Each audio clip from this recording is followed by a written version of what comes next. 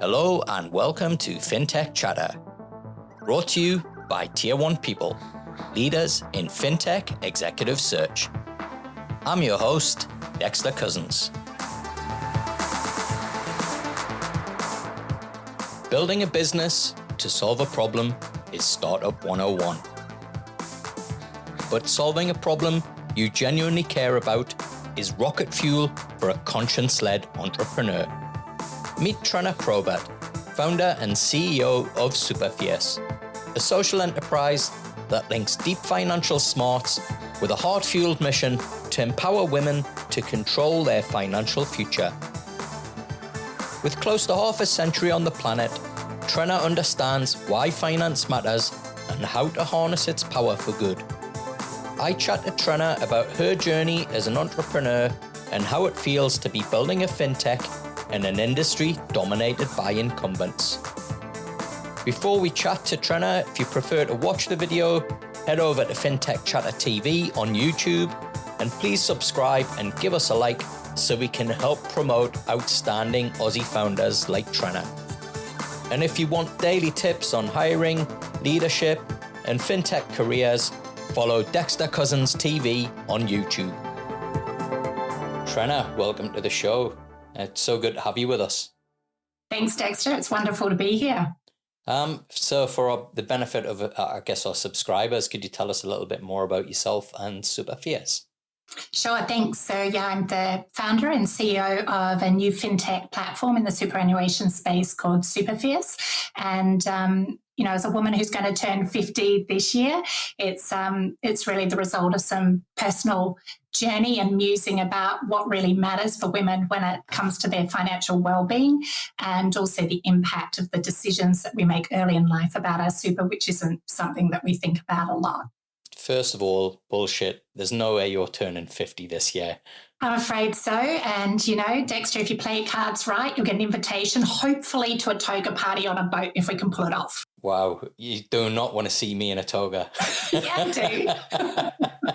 That's the beauty of it. We're all middle-aged. There will be no beauty involved with me in a toga, I guarantee it. Well, see, I had actually planned a toga party for my 40th birthday on a boat, but I ended up giving birth to my young son on the evening. So I feel like I'm overdue for that party. Yeah. Well, my wife and I got a kind of similar story. I think we'd planned Vegas for our 40th, and instead we had two kids that were, I think, about 15 months apart. So. Okay, well, maybe we'll do Vegas instead. That's actually a killer idea. We can come back to that later. Yeah. So, Superfierce. Now, it's, as I mentioned in the intro, it's a problem. It's a huge problem that you're solving. It's a one that I've been very, very guilty of mansplaining for, quite a few occasions, and I've really made myself look like a goose. I don't want to look like a goose again, and I certainly don't want to upset anybody. So could you, for my benefit more than the subscribers, explain a bit more about this problem that you're tackling with Superfierce? Yeah, absolutely. And I think it's really important to understand as well, it's not just about mansplaining. There are so many aspects of financial well-being and resilience, and certainly superannuation, which are hidden to most of us.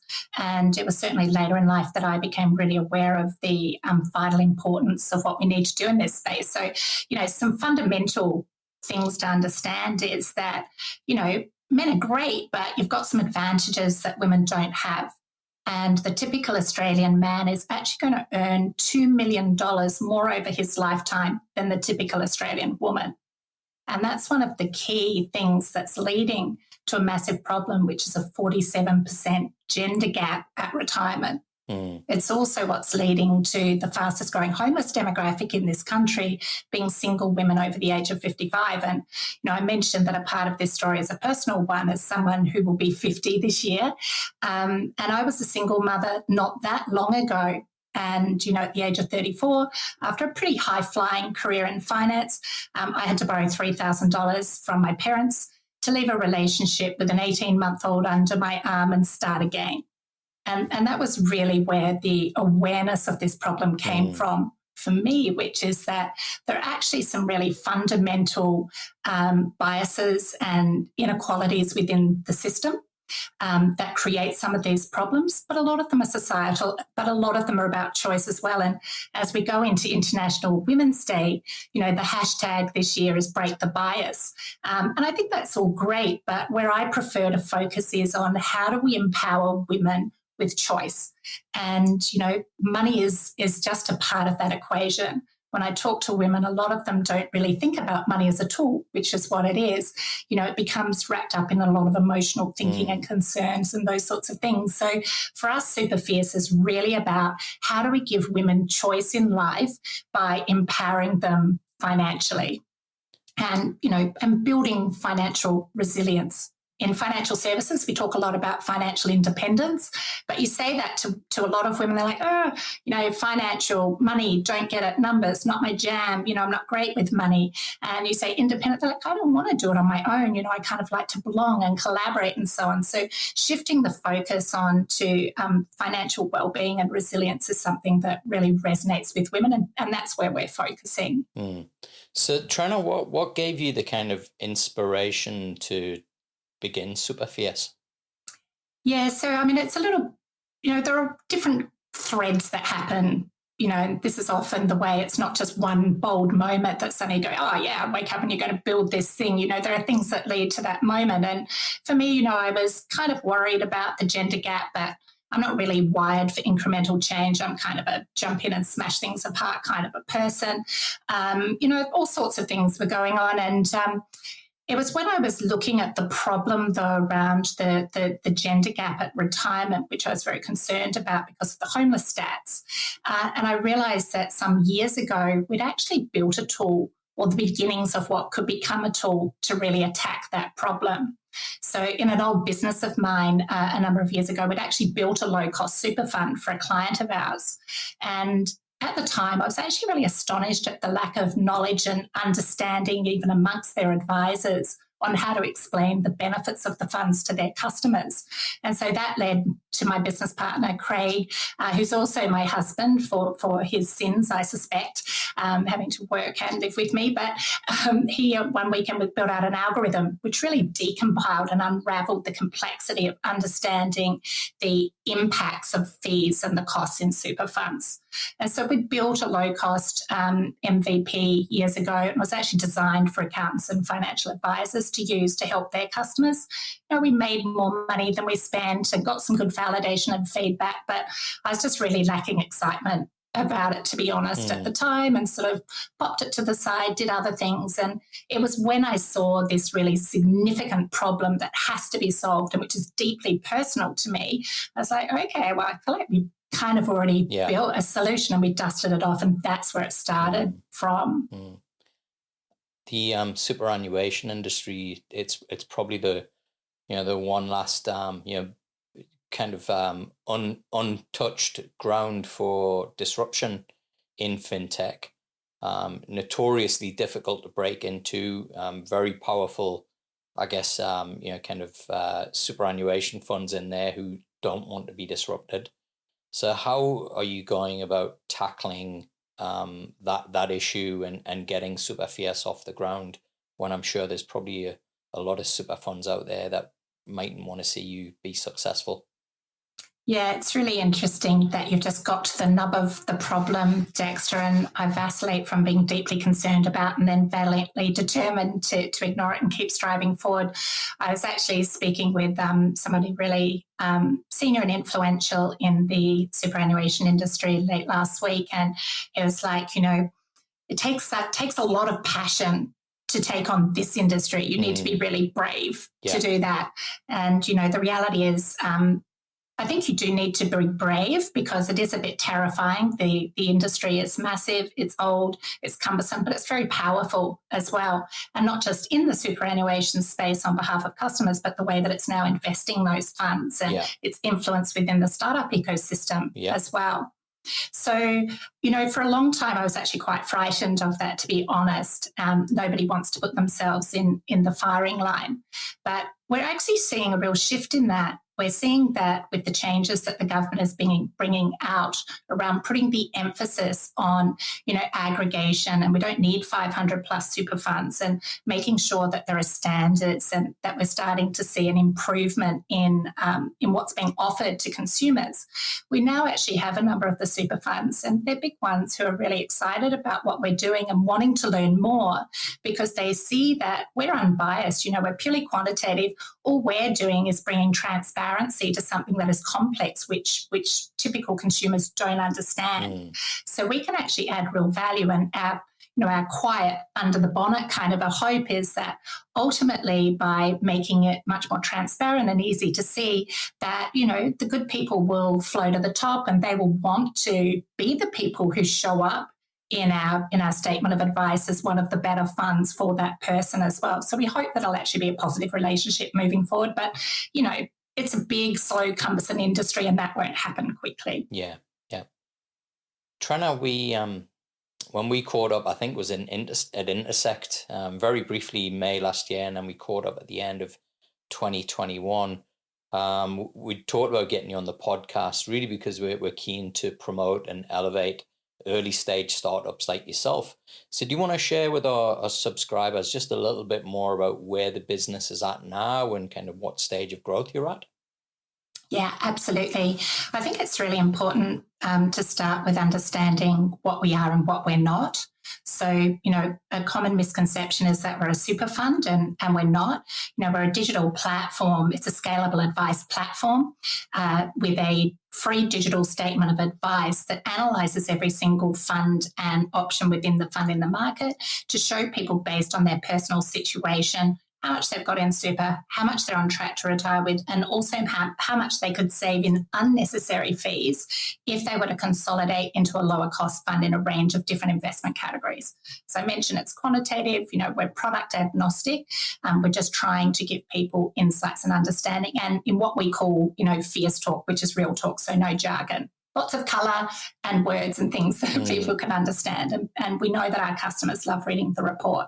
So where we're at the moment is we had bootstrapped the business for a couple of years through our beta, which was a massive undertaking, to be clear. So getting an AFSL to do this in personal advice space is no mean feat.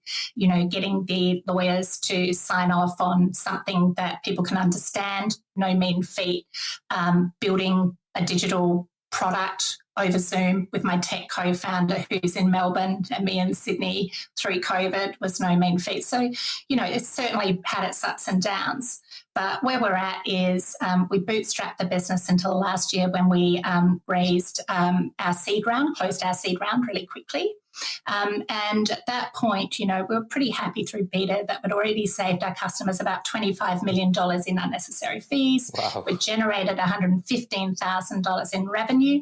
And, that's from, with more than 1,000 statements of advice issued and 100 plus customers, managing that process with us. So that was through beta, so that brings us to where we are today. And so, it's super kind of you to have us on here, because normally you're talking to scale up. So I hope in a year I'll be able to come back and give you an awesome success story of our scale up journey. That would be awesome. But where we're at right now is, we've set ourselves a goal by the 31st of July that we want to save our customers $100 million in unnecessary super fees. And because of our model, if we can do that, that will also generate what we call do good dollars. So we will donate $100,000 to help marginalised women in Australia through our aligned philanthropic foundation, Fierce Impact. So if any listeners want to help us to achieve that, we would love you to get on board with that. We're 25% of the way there. So That's where we are in that journey at the moment. Awesome. Well, you need to plug this, so we need to know what the address is, and we can put that right at the bottom of you when you come up with that statement. Trenna, I want to kind of just rewind a little bit back what you've said there. So you mentioned 115,000 in revenue in that beta phase. Is that right? Yeah, about that. How did that make you feel to get that validation that actually this isn't just an idea that, but this is something that people are prepared to pay for?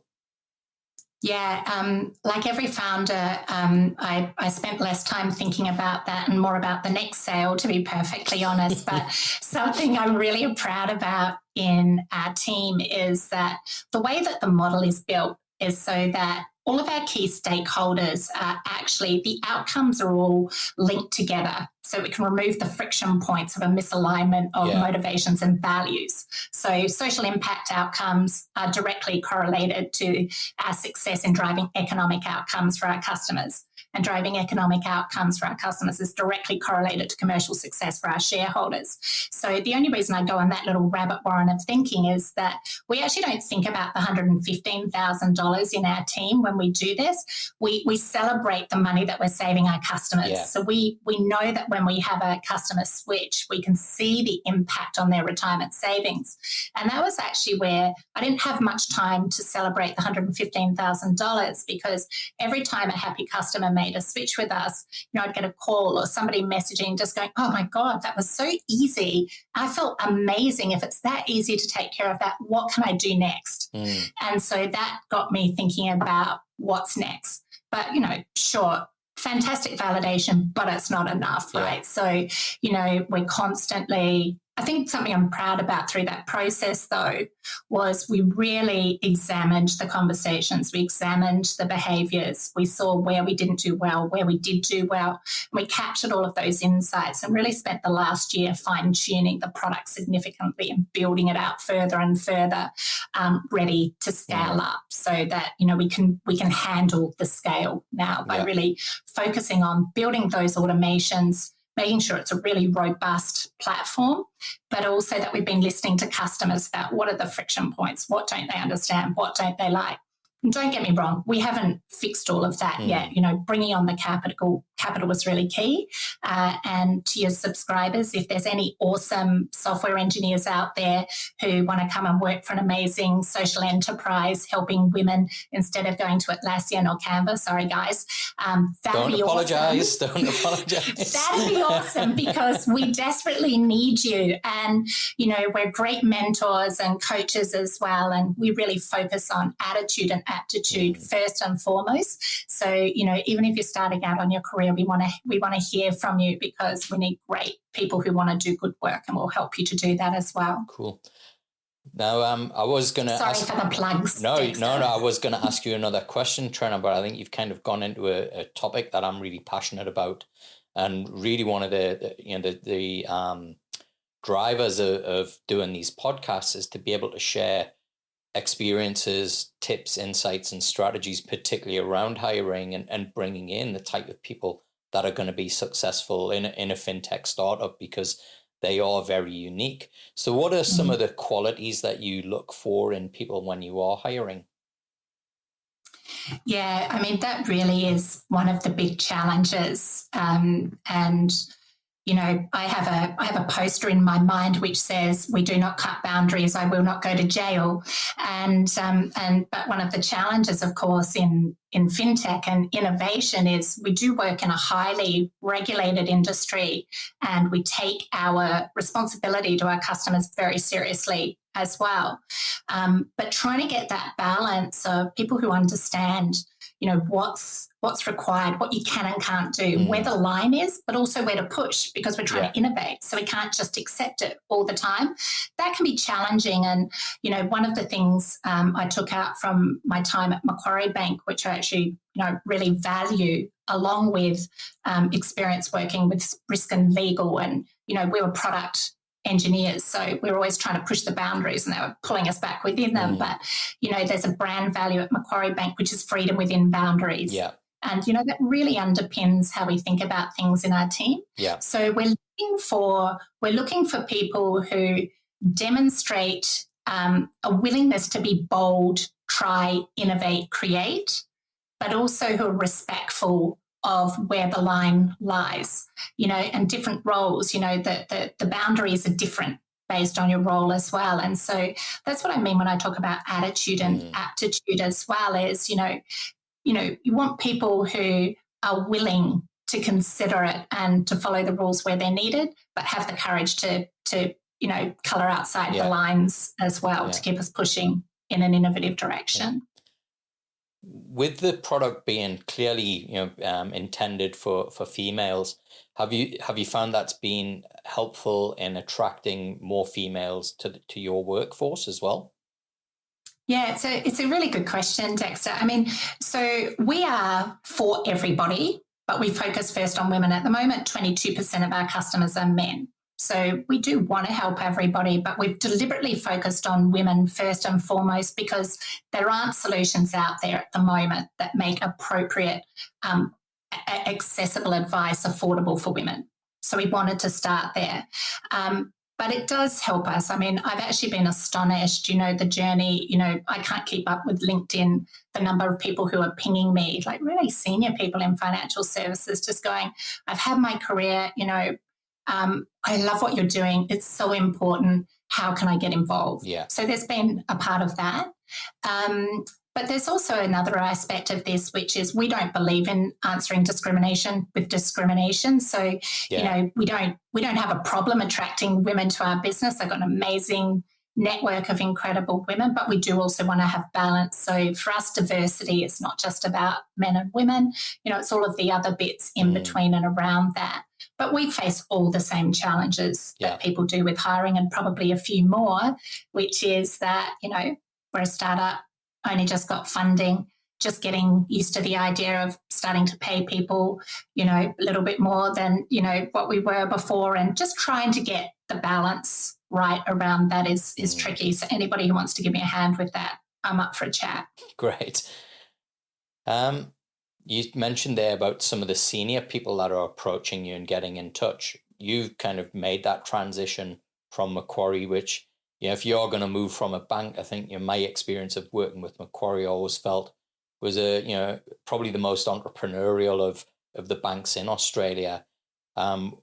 What kind of tips or advice have you got for those people who are in that type of career, now attracted to fintech and startups, as to how to make that transition successfully? Because not many people do, unfortunately. Yeah, look, I think that's great. I mean, I think the most important thing as a starting position is to really ask yourself why you want to make that shift.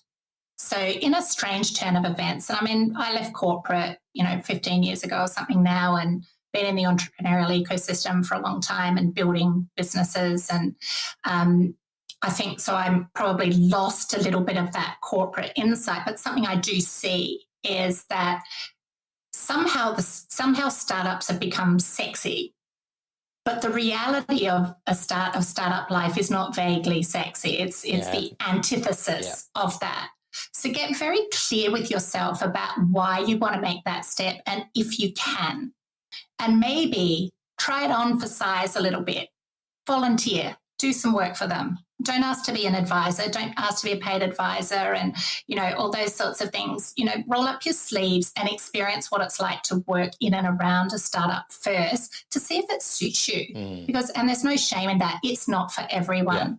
It changes every minute.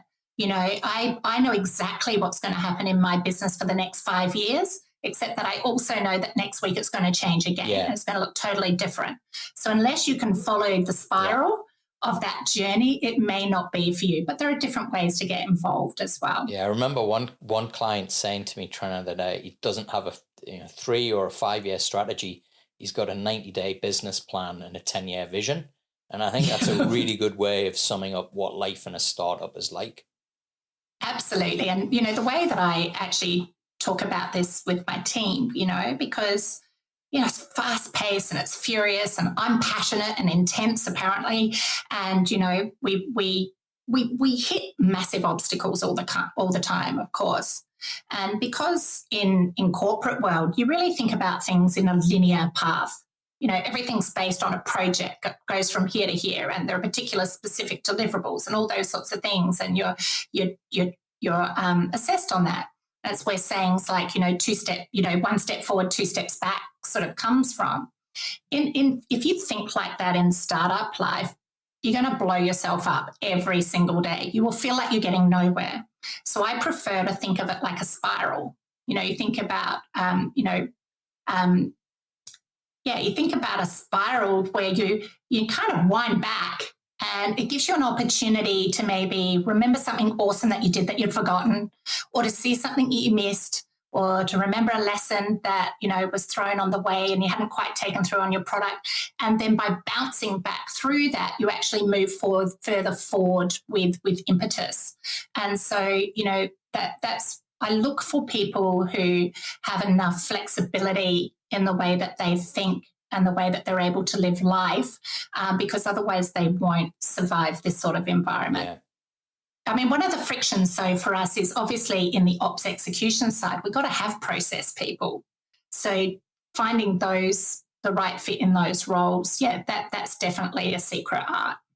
Awesome. It's International Women's Week, I think, next week. I'm sure you're getting lots of offers to do lots of interviews this time of year.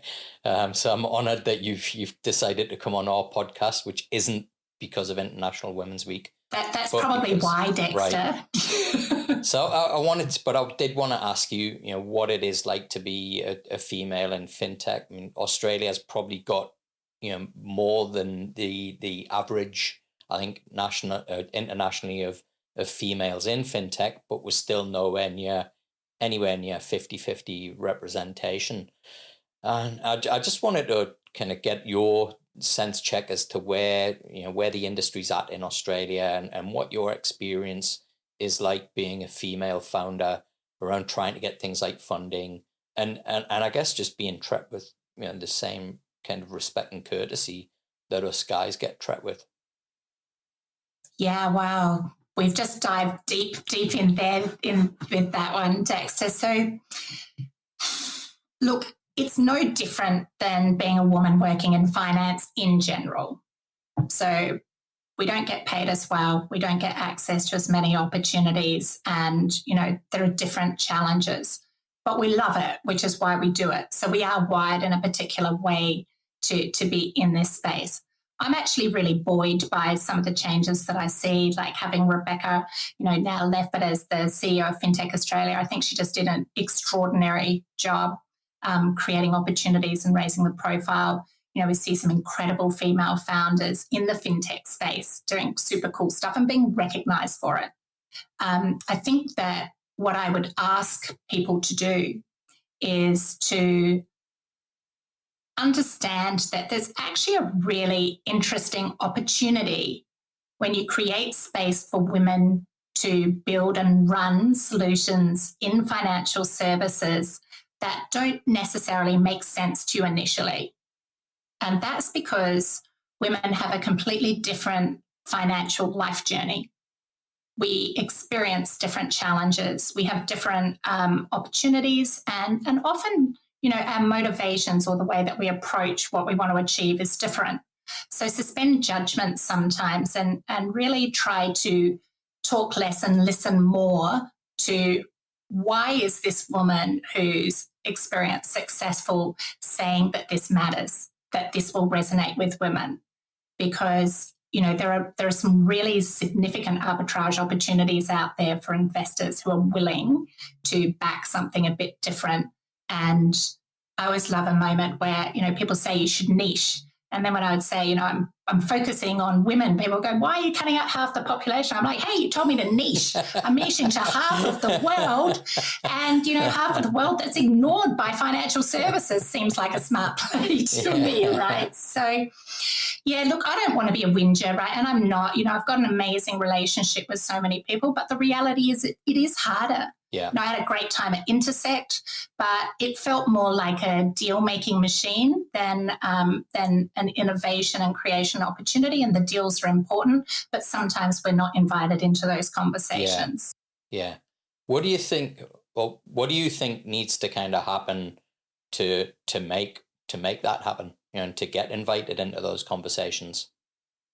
Yeah. Well. So lots of things like this, Dexter. It's just really important that we're having the conversations regularly. It's important that, at events like Intersect, that we're deliberately creating opportunities for those collisions that may not necessarily happen in the way that guys are doing those deals. So think about what are the different ways where you can create those opportunities. but also it's sharing the success stories more widely and perhaps case studies of how collaboration and partnerships can come together between traditional firms and then bring in a different perspective. It's why, I really encourage everybody to invest into coaching and mentoring excited young female people in the digital space. They may not want to do exactly the way you've done it before, the things that they're doing, but they're going to bring a different perspective. And we'll start to see more exciting financial products and solutions that will actually genuinely appeal to the 50% of the population that's being ignored at the moment. So I don't have a magic bullet for this, but I think the starting point is just having open eyes, being open to the conversation. And most importantly, don't be offended. Like, it's not actually personal. Nobody has to lose or be pulled down for women to get ahead or to create these opportunities. There's just so many smart opportunities for us all to do really great work together. So just be open to doing business differently. Awesome. Now, you talked about intersect there, and I wanted to really get your thoughts as to where you see Australian fintech at in the cycle right now. Yeah, so I'm a little bit nervous to say what I actually mean, but let's just go there. So I'm incredibly excited about how vibrant the fintech scene is now and how far it's come in such a short period of time, both in terms of the players, but also from a risk and regulatory perspective and the policy making and so on, and the opportunities that are coming. But something that I see, and I think it is a reflection of the strong male dominance in financial services, and also the fact that through just gentle iterations on business models and processing and systems efficiencies and just different ways of doing the same things that can deliver such massive financial returns. I feel like that, unfortunately, is a deterrent for some of the more exciting, more innovative opportunities within fintech and super tech and wealth tech and all those subcategories, which are more focused on niche opportunities, which are focused direct on the consumer and less about those massive, incremental changes. So I think it's amazing where we are, but I think that the area that deserves a bit more space and a bit more attention is the different areas where it may not be as evident how quickly and easily you can make a load of cash, but are actually going to drive genuine, meaningful, sustainable change in the world through fintech. That's also great for shareholders as well. Do you think there's a case that because of the size of the population and therefore the size of the market here that B2C style fintechs are generally kind of not seen as attractive investments? You've taught there a lot of the stuff. I agree with you. 70% of our portfolio are all B2C, SaaS style, enterprise software style solutions that kind of support innovation rather than kind of drive it forward. What do you think kind of needs to happen in the mindset of investors to get behind and start to look, I guess more longer term at the B2C plays that are happening? Yeah, I think, so B2C is tough. And I mean, I'm an enterprise person. So for me to step into that space was kind of painful, to be honest. So I think about things in terms of a B2B to C approach to scaling business. And I think that there are loads of smart ways for every business to do that. So it's maybe thinking about those business models slightly differently.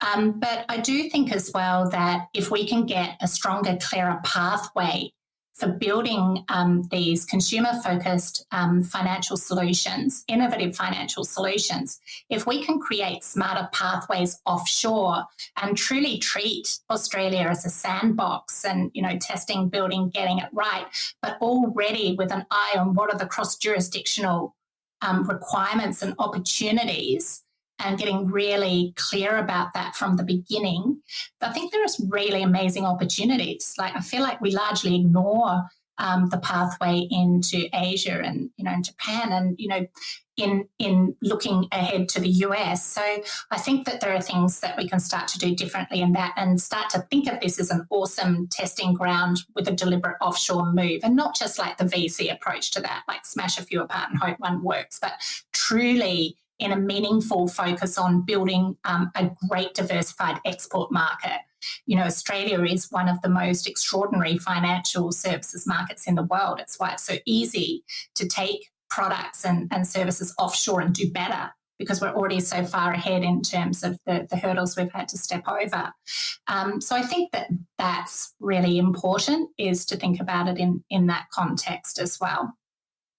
You mentioned earlier one of the founders with you is also your husband. My wife works with me in my business. Have you got any? I'm sorry, Dexter. Have you got any advice? This isn't for other founders, this is for me. Yeah, and look, interestingly, through the cap raise process as well, I actually, I'm an investor as well. And I actually had a slide in my deck, about my relationship with Craig, which was probably the strangest slide anybody's ever seen. But it needed to be in there around going why you should value the power of this than being afraid that we might get divorced and the business will fail, which is a genuine concern, right?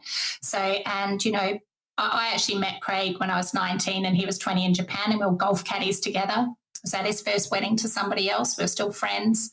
We worked together at Macquarie. Then we built businesses together and, we're still making it work.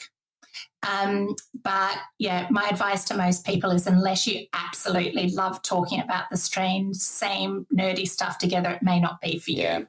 Yeah, and I think that's where it's always a challenge for my wife and I. Yeah, I'm sure COVID didn't help either. I mean, it probably helped that the last 6 months of last year, he was in lockdown in Sydney and I was in Queensland. So there you go. Absence makes the heart grow fonder, as they say. Yeah, apparently. Trenna, I'm really kind of interested as well as to how you see this next 12 months for Super Fies. What are some of the objectives that you've got, and is there any exciting news that you can share with us? Yeah, so I think for me, I'm really focused on traction and validation at the moment. And also because we want to be able to shift to a subscription model in the first quarter of 2023.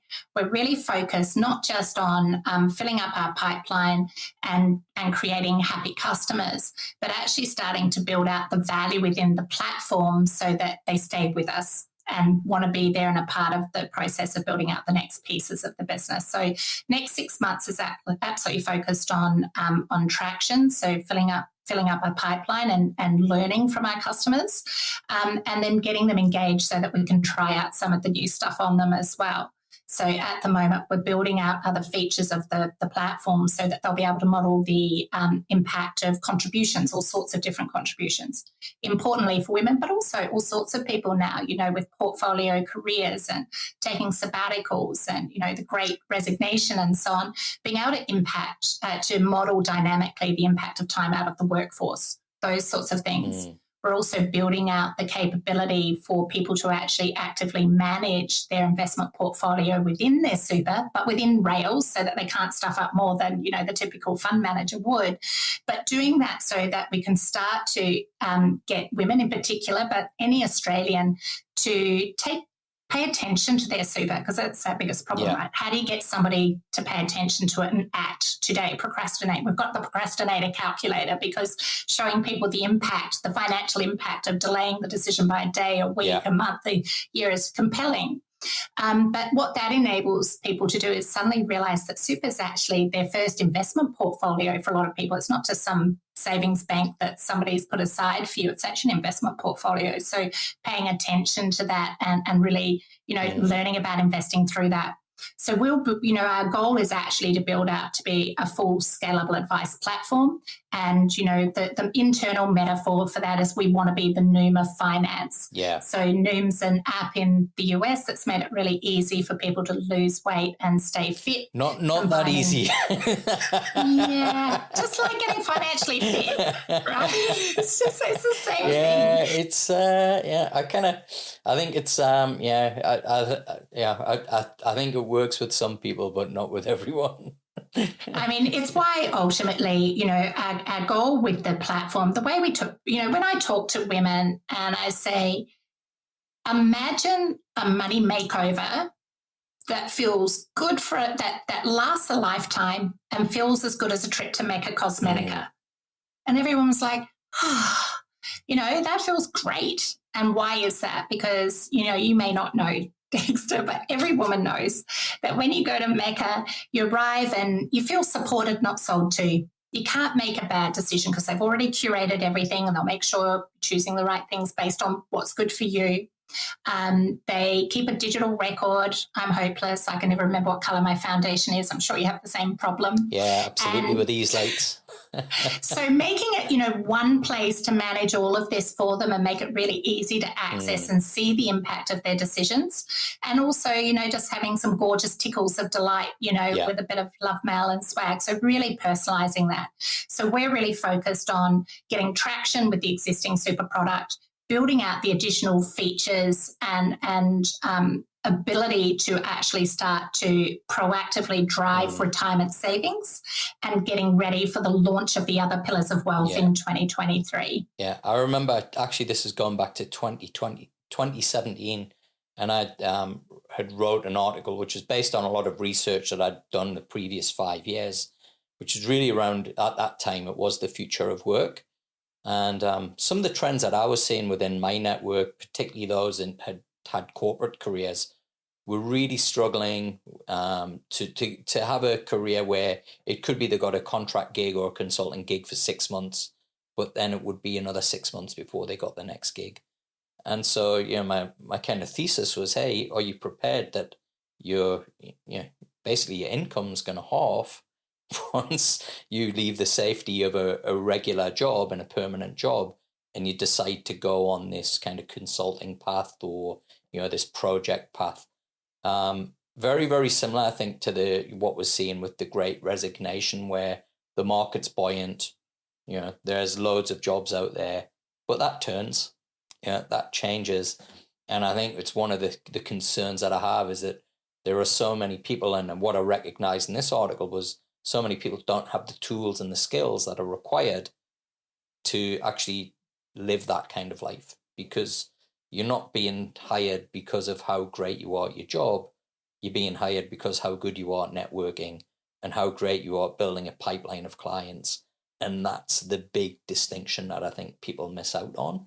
So to hear about your tool, you know, and the way that you're positioning it, I think it's something that not only is required by females, but I think everybody out there as we move into this very, very different way of working.